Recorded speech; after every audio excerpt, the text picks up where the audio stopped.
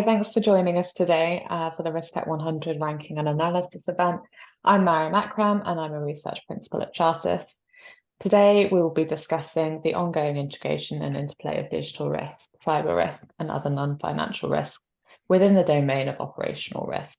And we'll be exploring that impact on operational resilience.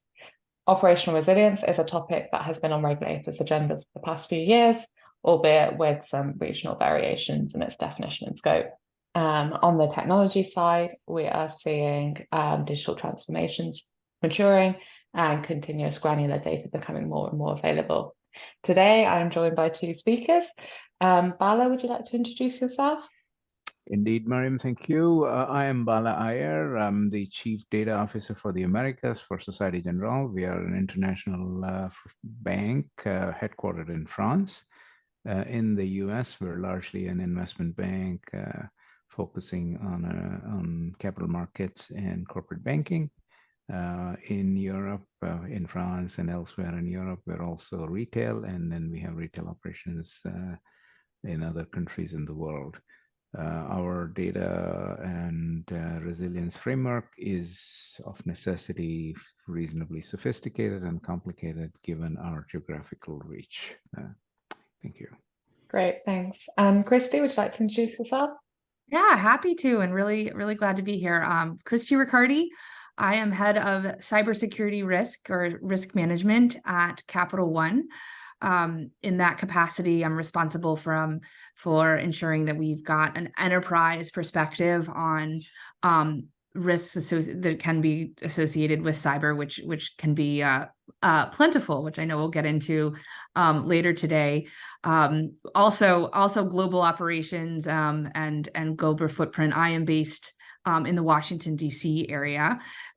Prior to that, I spent a good number of years in the U.S. federal government working on both physical and cybersecurity. Super glad to be here. Brilliant, thank you. Looking forward to the discussion. The first question is for you, Christy.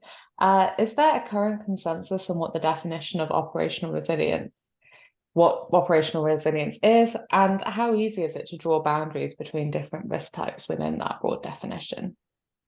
So really good question and certainly timely. I think the short answer to both of those is no. Not a current consensus and not easy to draw boundaries. But let me explain a little bit about where I'm coming from that. So I think at a basic level, operational resilience is our ability to withstand, mitigate, minimize operational risks. But then the tricky part becomes those operational risks and how interrelated they are and the interplay with them, as well as kind of the evergreen nature of those operational risks. So in that regard, I think it's pretty hard to draw boundaries, but I don't know that we necessarily need to. In fact, it might be the opposite, where we need to really respect that interplay and make sure that we are putting mitigation strategies to achieve that resilience we're hoping for, that acknowledges that a lot of these operational risks have a lot in common. So, for example, if we think about, we could categorize third-party risk all in its own neat little category. We could also categorize cyber risk in its own neat little category. But I'd argue a lot of these, or those two examples have potentially the same consequence. So a third-party risk could lead to a disruption of service to a customer. It could also lead to a compromise of sensitive information, just as a traditional cyber risk could. So obviously, there's mitigations that are going to be in common when you're looking at those types of risks. But there's also going to be things that you have to look at slightly different. And I think when we're talking about drawing boundaries, I wouldn't, right? I would more think through both for effectiveness of risk reduction, but also efficiencies. What are our risk mitigation strategies writ large? What are our operational resilience strategies writ large that can buy down that risk holistically? I think then there's other cases. Third party is a really great example because there's obviously going to be some mitigation factors that are going to go directly into how you manage those third-party relationships, for example. So certainly not saying that, don't categorize at all, but I think there's as much of utility in respecting the commonality in all these different risks as there is their differences. And so anyway, when you're looking at, the definition of operational resilience, I mean, I think, yeah, at a very basic level, are we able to withstand, minimize the consequences, recover from operational risks? But those operational risks, again, are simple and complex at the same time, and certainly interconnected. So I guess my final answer is no, not easy to draw boundaries, but that's okay, because I don't think we have to. Brilliant. Thank you. That's a great emphasis on a holistic approach and recognizing interplay. Bala, this question is for you. What is your general approach to cyber risks and threats in the event of a breach? What are your steps to recovery? And I'll start off with a little bit of a caveat. What I'm going to say next, and then it represents my sort of opinions and not necessarily those of my employer. It's a standard caveat that we make at conferences and presentations. I think the general approach in terms of cyber risks and operational resiliency in the event of a cyber risk is recognizing what is possible and what is not. There's certain threats that are just impossible to protect against. And I'll give you one sort of obvious example. In today's age of cloud computing and reliance on the public cloud, it is conceivable that a cyber threat can take down AWS, Azure, and GCP all on the same day. If that were to happen, there is no hope of any kind of immediate recovery. So it's not even worth trying.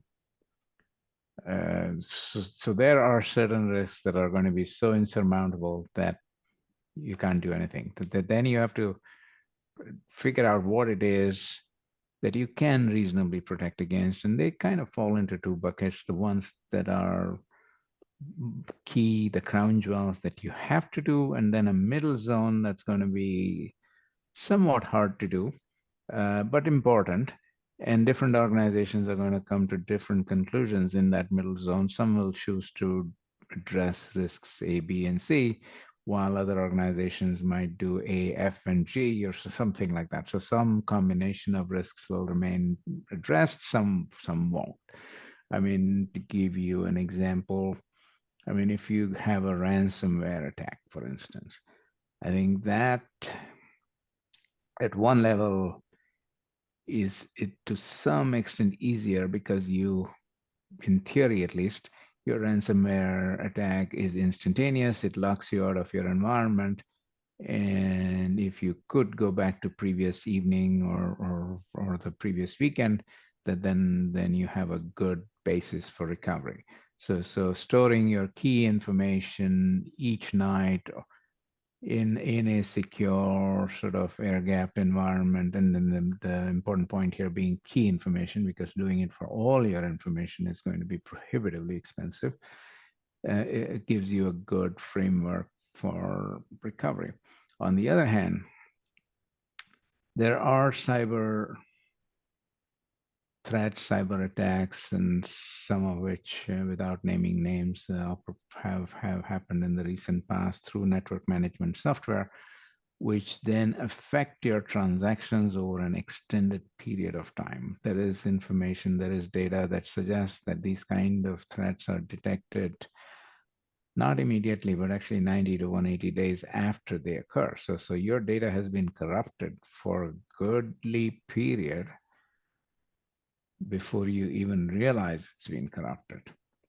Those are the kind of things that are very, very hard to recover from. I wish I could offer clear solutions, but seriously, no. Because even if you could go back to the last good copy, which could be 6 months and a day prior to today, are you then going to reprocess transactions for the entire period of 6 months to then come up with what should be correct client balances today? I mean, oh, that's such a nightmare. So what does all this represent? Figure out what is truly important and what is possible. Get that addressed. There are going to be some risks that are so hard to protect against or so expensive to protect against that it's not worth doing it. And make sure that your third-party providers have adequate resiliency framework in place. And that gets more and more important as increasing work share gets outsourced to third-party providers. For sure. Thank you. Thanks for those guidelines. Christy, now I have a more technology-focused question for you. Is there a potential for additional technology components hindering rather than improving resilience? Yes. Actually going to kind of pick up a little bit on what Bala was talking about. I mean, it's ultimately describing risk acceptance, risk tolerance. And I think something similar about adding technology to, to the pile of mitigation. So I think as our operations become ever and ever, it almost feels silly to even say it like this now. Like, we are so interconnected, we are so reliant on technology to do our business, to pay our bills, to give services to our customers. I mean, it's no longer becoming more technology reliant. We're here. And so naturally adding technology to address risks or to improve resilience is a natural course of how things are evolving. So just as we're improving our technology on business operations, there's a technology market space for helping us with resilience. And I think you have to find that balance between the both cost as well as a new introduction of risk of technology components. They all have to be protected, right? So if or at least managed in a secure way. So if we have technology that's running our operations, we still have to care and feed for the technology that's supposed to be monitoring those operations, right? So I think the reason I said yes is because I think that is just adds to the complexity. It adds to the pile of things that need to be monitored, that need to be measured. And when the things that are there to do the monitoring and measuring are technology themselves, I think it's possible that they may get overlooked. So I think you have to not only apply the same security, resilience, risk reducing measures, rigor, the third, where Bala was saying lastly about third party, a lot of the technology you're going to add for resilience is going to come from third parties, that you're doing that due diligence, you're putting those requirements on the third party. So you're going to do all those same things for resilience or risk reducing technology that you would for your business operations. I think you also, though, have to pay special attention to technology that you've put in place to help you with your risk reduction, in that making sure it's been configured appropriately, and that's going to be different than how you configure a technology that's there, to do some sort of business operation, right? Because you're concerned about a slightly different thing. What you would not want to have is, we've put in this technology to monitor our network, to manage our firewall, whatever it might be, just coming up with some generic technology examples, and those not actually be configured the way you think they are, and therefore not reducing the risk you think they are, and then having kind of a false sense of security there. I think that type of configuration management, policy, etc., probably looks a little bit different than how you're managing your other types of technology. So I think it's both applying your same approaches, and to Bala's point, appropriately. There may be diminishing returns. We're adding more technology. It's very expensive. And are we gaining the confidence or the risk reduction we think we are? So I think that's question number one before you even introduce the technology. But once you have, applying the same rigor that you apply to your business technology,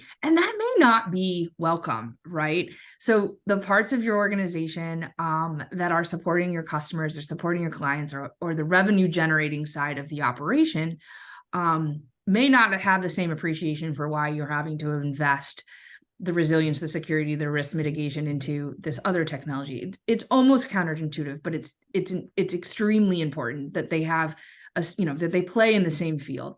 And then I would just say, step 3 is to make sure that technology you've put in place for the purposes of achieving resilience, reducing risk, has been looked at specifically for the purpose in which you've put it there, so that there isn't an inadvertent acceptance that, we've got something in place that may not actually be doing what we think it do. So I guess almost an inadvertent complacency, which you would want to watch out for. All that to said, I answered your question with a flat yes. It can hinder. I think in balance, it's the right thing that we have seen. And I'm sure this will be discussed throughout this conference, but machine learning and artificial intelligence, there is so much good to be had, both from innovation, efficiency. I mean, I think of how technology, with managing all of our data sets and finding those anomalies and finding those areas where we have soft spots is absolutely imperative. I can't imagine the absence of having those types of technologies. It just requires that balance. And I think it also requires that the careful management of how you introduce those technologies, what they're there for, how you're managing those, if they're third party, those relationships, and either way that you're treating them with the same respect you treat all your technology. Christy, I completely agree with what you just said. And in fact, I'd make a couple of analogies to highlight that. To me, introducing new technology to improve resilience is like introducing a new medication to cure a disease, right? So yes, we think the medication will help, but as we all know, medications have side effects, and some of them are known, and sadly, some of them are not known. And that the new technology brings with it new risks, some which we will know ahead of introducing, and some which we may find out from painful after the fact experience. I mean, I can give you one example. This happened a couple of years ago, I think. Yeah, or maybe more than a couple of years ago, where these video doorbells were getting very, very popular. And you could get these cheaper versions manufactured in some countries that cost a lot less than the popular brands. But then what people didn't realize is when you set these video doorbells up into your home network, it made it that much easier to hack into your home network through your video doorbell and potentially access your bank account and clean out your balance. So on the one hand, you're introducing a new technology to help the physical security of your house. On the other hand, you're opening up a gateway for someone to hack into your information. So I think to your point, Christy, everything comes with a downside. There is no free lunch, or in this case, there isn't even an expensive lunch, right? Because even after you pay and you buy it, it might still come and get you. I love that analogy, and I love analogies in general, but the medicine one, about my comments around making sure you've configured it appropriately, that it's doing is like, if you don't take the medicine as prescribed, and we all know the antibiotics, if you don't finish the full course, right? I think that's the similar kind of thing. Like, you still have to take it as you're supposed to. And then to your point, there might be some unintended consequences that you're just maybe unaware of, and you just have to have that extra diligence. I love it. Thanks for dovetailing on that. Really good. Brilliant. Thanks both. Yeah, it seems like you're both mentioning cost-benefit analysis when it comes to technology implementation for resilience. And it's also important to consider all the risk scenarios that you possibly can. Okay, so my last question for you, Bala, is what is the relationship between IT efficiency and resilience measures? And can there... This is an interesting one. And this is one where, and then I'll also look to Christy to jump in. we're sort of having to rewrite the playbook of the last 10 or 20 years. So probably over the last couple of decades, our focus and efficiency has meant centralized processing, global applications, where the same application services multiple locations, all of which helps us manage our cost of IT development, helps us manage our cost of sort of IT infrastructure. But then, were you to suffer an intrusion, then it really brings the whole house down. Whereas under a less efficient scenario where different countries operated on different software products and different sort of IT backbones, a hit in, say, Cameroon is not going to affect your India operations, or Cameroon and India is not going to bring down your US operations. But the more you centralize, the more you optimize, the more you get everyone to work off of standard tools and standard products, the more exposed you are to sort of cyber incidents. So I think the book hasn't been fully written on this. I think the European regulators and the US regulators are starting to nudge banks on network segregation to make sure that if there is an incident in one country, that it does not impact operations in other countries, or even if you can't do it on a country by country level, that at least region by region, your networks are segregated, your applications are segregated, all of these things. And Christy, please feel free to jump in. Evolving space here, and we're to some extent having to backtrack what we have tried to do in the last 10 to 15 years.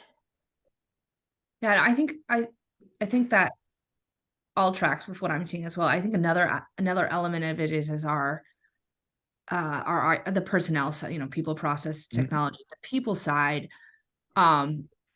Actually, a case for some of the centralization of the security type measures and the resilience type measures has been hard to make in some cases because it's not the fun stuff, right?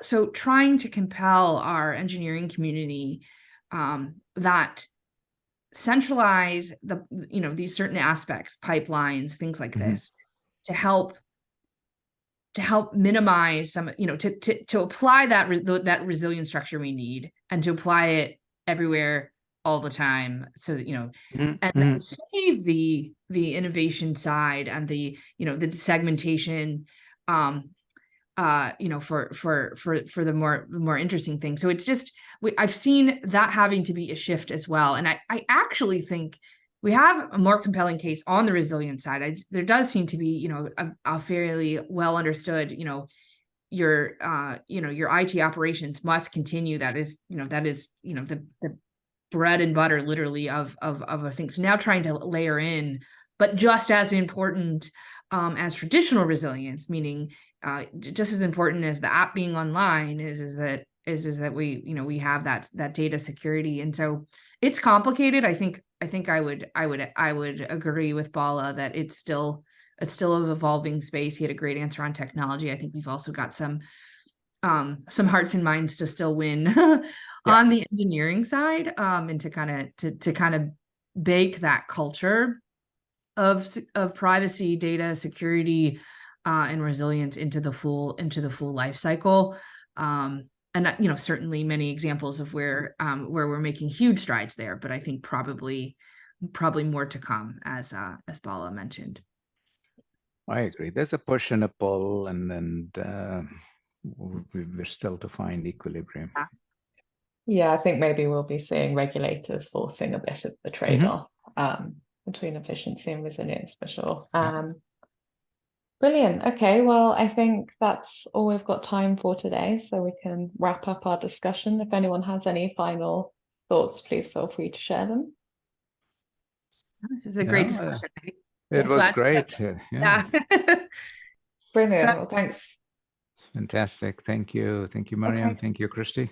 Thanks so much for your contributions. Okay, take care. Thanks. Please enjoy the rest of the event. Thank you.